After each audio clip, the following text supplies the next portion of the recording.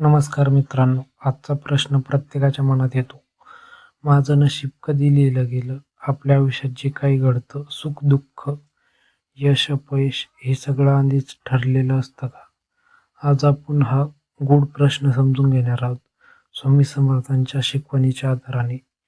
नशीब म्हणजे काय? नशीब म्हणजे फक्त योगायोग नाही, तर ते आपल्या पूर्वजन्मातील कर्माचा परिणाम आहे. आपण जे कर्म करतो त्याचा परिणाम आपल्याला या जन्मात किंवा पुढच्या जन्मात मिळतो. यालाच कर्म आणि फल असे म्हणतात. नशीब कधी लिहिलं जातं? स्वामी समर्थ यांच्या विचारानुसार माणसाचं नशीब त्याच्या जन्माआधीच ठरलेलं असतं.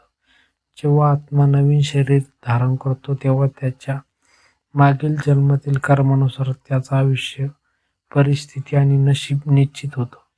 कुठल्या घरात जन्म होईल, किती सुख दुःख मिळेल, कोणते अनुभव येतील, हे सगळं त्यावेळी ठरवलं जातं. मग आपण काहीच बदलू शकत नाही का? हा सर्वात महत्त्वाचा प्रश्न आहे. जर सगळं आधीच ठरलेलं असतं तर आपण प्रयत्न का करायचे? स्वामी समर्थ सांगतात, नशीब हे पूर्णपणे फिक्स नसतं.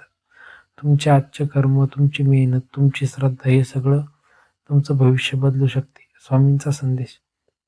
स्वामी समर्थ नेहमी सांगतात, भिवू नकोस, मी तुझ्या पाठीशी आहे. याचा अर्थ नशीब काहीही असलं तरी तुमच्याकडे श्रद्धा आणि विश्वास असेल तर तुम्ही तुमचं आयुष्य बदलू शकता.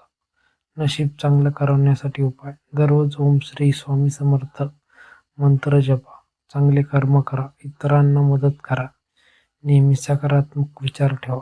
हे सगळं तुमचं नशीब उजळू शकतं.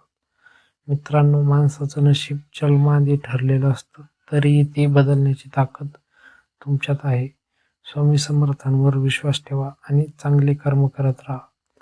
व्हिडिओ आवडला असेल तर लाईक करा, कमेंटमध्ये जय स्वामी समर्थ लिहा आणि अशाच आध्यात्मिक व्हिडिओ पाहण्यासाठी आपल्या स्वामी भक्त सागर या चॅनलला सबस्क्राईब करा. धन्यवाद. जय जय रघुवीर समर्थ.